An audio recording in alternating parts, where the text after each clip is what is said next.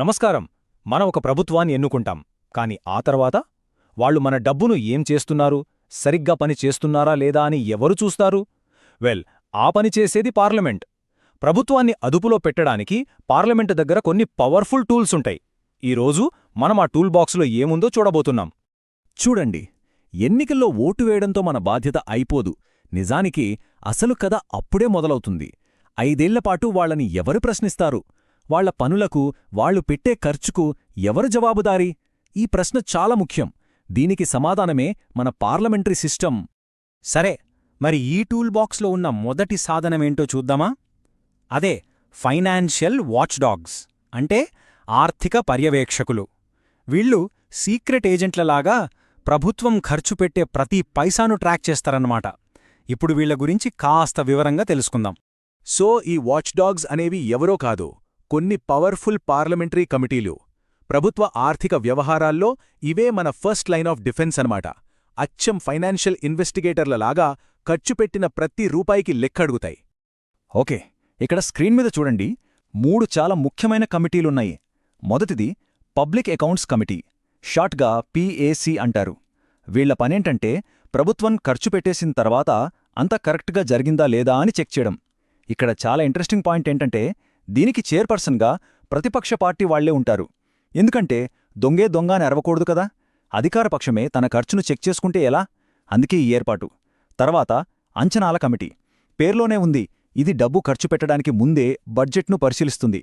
ఇక మూడోది committee on public undertakings, ఇది ప్రభుత్వ రంగ సంస్థల పనితీరును చూస్తుంది. సో సింపుల్గా చెప్పాలంటే ఈ రెండింటి మధ్య ఉన్న తేడాను గుర్తుపెట్టుకోవడం చాలా ముఖ్యం. PAC అంటే పోస్ట్ మార్టం లాంటిది, ఖర్చు అయిపోయాక ఏం జరిగిందని చూస్తుంది. అదే ఎస్టిమేట్స్ కమిటీ అంటే ప్రివెంటివ్ చెకప్ లాంటిది, ఖర్చు పెట్టక ముందే చూస్తుంది. ఒకటి గతాన్ని చూస్తే ఇంకొకటి భవిష్యత్తును చూస్తుంది. అంతే. సరే, ఇప్పటిదాకా డబ్బు విషయాలు చూశాం. ఇప్పుడు ప్రభుత్వంలోని ఒక్కో డిపార్ట్మెంట్ పనితీరును ఎవరు గమనిస్తారు? దీనికోసం మన దగ్గర స్టాండింగ్ కమిటీలున్నాయి. దేశంలోని ప్రతి మినిస్ట్రీని కవర్ చేస్తూ మొత్తం 24 డిపార్ట్మెంటల్లీ రిలేటెడ్ స్టాండింగ్ కమిటీలు, అంటే DRSCలు ఉన్నాయన్నమాట. మరివేం చేస్తాయో చూద్దాం. వీళ్ల పని చాలా పెద్దది. చూడండి, ప్రభుత్వం ఏదైనా కొత్త చట్టం తెచ్చే ముందు ఆ బిల్లులను క్షుణ్ణంగా పరిశీలిస్తాయి. అలాగే ఏ డిపార్ట్మెంటుకు ఎంత బడ్జెట్ ఇవ్వాలో చూస్తాయి. ప్రభుత్వ పాలసీలపై డీటెయిల్డ్గా రిపోర్ట్లు ఇస్తాయి. అంటే దాదాపు ప్రతి ముఖ్యమైన పనిలో వీళ్ల ఇన్వాల్వ్మెంట్ ఉంటుంది. కానీ ఇక్కడొక చిన్న ట్విస్ట్ ఉంది. ఈ కమిటీలిచ్చే సలహాలు కేవలం సలహాలు మాత్రమే.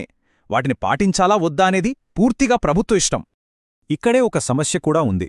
కొన్నిసార్లు కొన్ని చాలా ముఖ్యమైన బిల్లులు ఈ కమిటీల దగ్గరికి వెళ్లకుండానే నేరుగా పార్లమెంట్లో పాస్ అయిపోతున్నాయి.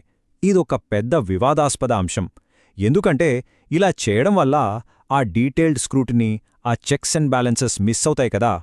ఓకే, ఇప్పటివరకు మనం తెర వెనుక జరిగే కమిటీల పని చూశాం గదా. ఇప్పుడు సీన్ మారుద్దాం. అసలు పార్లమెంట్ హాల్ లోపల అందరి ముందు ఏం జరుగుతుందో చూద్దాం. అక్కడ ఫుల్ యాక్షన్ ఉంటుంది. ప్రభుత్వానికి ప్రశ్నలు అడగడానికి ఎంపీల దగ్గర ముఖ్యంగా 2 ఆప్షన్స్ ఉంటాయి. ఒకటి స్టార్డ్ క్వశ్చన్, దీనికి స్టార్ గుర్తుంటుంది. ఇది లైవ్ మ్యాచ్ లాంటిదే. ఎంపీ ప్రశ్న అడుగుతారు, మంత్రి వెంటనే లేచి నిలబడి సభలోనే సమాధానం చెప్పాలి. అంతేకాదు, ఆ సమాధానం మీద మళ్లీ ప్రశ్నలు, అంటే సప్లిమెంటరీ క్వశ్చన్స్ కూడా అడగొచ్చు. ఇక రెండోది అన్స్టార్డ్ క్వశ్చన్. ఇది కొంచెం ఫార్మల్. దీనికి మంత్రిగారు రాసిపెట్టుకుని ఒక రిటర్న్ ఆన్సర్ ఇస్తారు. దీనిపై ఇంకా చర్చకు ఆస్కారం ఉండదు. ఇక మన పార్లమెంట్ యొక్క స్పెషాలిటీ 0 అవర్. ఇది మన ఇండియన్ ఇన్నోవేషన్. పార్లమెంట్ రూల్ బుక్లో దీని గురించి ఎక్కడా రాసిలేదు. ఇది పూర్తిగా అనధికారం. సరిగ్గా మధ్యాహ్నం 12 గంటలకు ఇది మొదలవుతుంది. దీని స్పెషాలిటీ ఏంటంటే ఏ ఎంపీ అయినా ఏ ముందస్తు నోటీస్ లేకుండా అత్యవసరమైన ప్రజా సమస్యలను సభలో ప్రస్తావించవచ్చు. ఇది ఒక రకంగా అన్స్క్రిప్టెడ్ డ్రామా లాంటిది. అందుకే ఆ ఫార్మల్ క్వశ్చన్ అవర్ కన్నా ఈ 0 అవర్లోనే పొలిటికల్ ఎక్స్ప్రెషన్ చాలా ఎక్కువగా ఉంటుంది.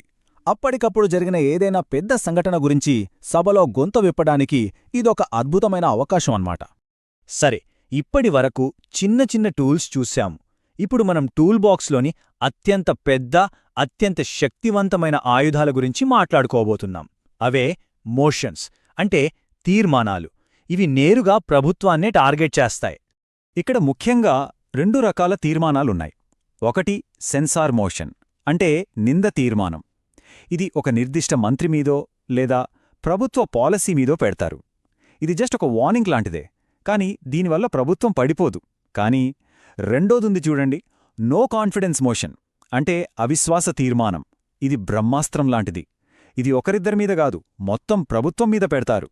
ఇది గనక పాస్ అయ్యిందంటే దాని అర్థం ప్రభుత్వానికి మెజారిటీ లేదని, వెంటనే రాజీనామా చేయాల్సిందే, గేమ్ ఓవర్.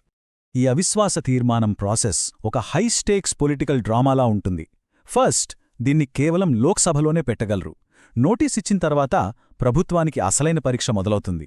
వాళ్లు ఫ్లోర్లో తమ మెజారిటీని ప్రూవ్ చేసుకోవాలి. అందరు ఎంపీల ముందు ఇది వాళ్లకొక అగ్నిపరీక్ష లాంటిది. ఈ టెస్ట్లో గనక ఫెయిల్ అయితే ఇంకా ఆప్షన్ లేదు, ప్రభుత్వం రాజీనామా చేయాల్సిందే. ప్రభుత్వాన్ని ఇరకాటంలో పెట్టడానికి ఇంకో టూల్ కూడా ఉంది. అదే ఎడ్జార్న్మెంట్ మోషన్ అంటే వాయిదా తీర్మానం. దేశంలో ఏదైనా చాలా సీరియస్ ఇష్యూ జరిగినప్పుడు మిగతా పనులన్నీ ఆపేసి వెంటనే దాని గురించి చర్చించాలి అని డిమాండ్ చేయడానికి దీన్ని వాడతారు. ఇది గనక పాస్ అయితే అది ప్రభుత్వానికి పెద్ద దెబ్బ తగిలినట్టే లెక్క. సో చూశారు గదా, పార్లమెంట్ దగ్గర ఒక కంప్లీట్ టూల్ కిట్ ఉంది. డబ్బులు లెక్కలు చూడ్డానికి ఫినాన్షియల్ కమిటీలు, డిపార్ట్మెంట్ల పనితీరును సమీక్షించడానికి స్టాండింగ్ కమిటీలు, రోజూ నిలదీయడానికి ప్రశ్నలు, 0 అవర్. ఇక ఫైనల్గా ప్రభుత్వాన్ని కూల్చేంత శక్తున్న అవిశ్వాస తీర్మానం. ఇవన్నీ కలిసి మన ప్రజాస్వామ్యాన్ని బలంగా ఉంచుతాయి. అయితే ముగించే ముందొక ప్రశ్న. ఈ టూల్స్ అన్నీ కాగితం మీదున్నాయి, బాగుంది, కానీ నిజంగా ప్రభుత్వాన్ని జవాబుదారీగా ఉంచడానికి ఇవి సరిపోతున్నాయా? వీటిని ఎంత ఎఫెక్టివ్గా వాడుతున్నారు? ఈ విషయం గురించి ఆలోచించాల్సిన అవసరముంది. మరో విశ్లేషణతో మళ్ళీ కలుద్దాం.